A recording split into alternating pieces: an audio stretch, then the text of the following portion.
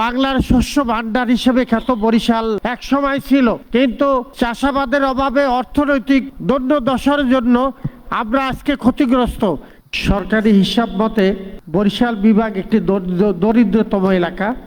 এই এলাকার ব্যবসায়ীদের স্বার্থে আমার অনুরোধ, আগামী 5 বছর বরিশালের এই অনুন্নত এলাকার উন্নয়নের স্বার্থে কোনো ট্যাক্স বৃদ্ধি না করা, আর ব্যবসা বান্ধব যেসব অফিস এখনও খুলনায় অবস্থিত, যেরকম ভ্যাট অফিস, পূর্ণাঙ্গ আয়কর অফিস, বিস্ফোরক অধিদপ্তর পূর্ণাঙ্গ অফিস, ঔষধ প্রশাসনের পূর্ণাঙ্গ অফিস, আমদানি রপ্তানির বিভাগীয় অফিস, এইসব অফিসগুলো বরিশাল বিভাগে স্থানান্তর করার জন্য আমি জোর অনুরোধ করছি।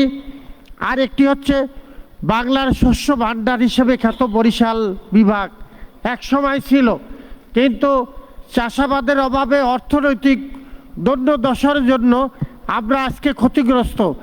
এই কৃষিখাতকে উন্নয়ন করার জন্য আমি প্রস্তাব করছি যে 50,000 টাকা কৃষি ঋণ থেকে 50 লক্ষ টাকা করা হোক, এবং এই বরিশাল বিভাগের যেসব কৃষক আছে তাদের মধ্যে 5% ইন্টারেস্টে এই 50 লক্ষ টাকা দেওয়ার জন্য আমি বরিশাল বিভাগের পক্ষ থেকে অনুরোধ করছি। আপনাদের সবাইকে ধন্যবাদ। আল্লাহ হাফিজ।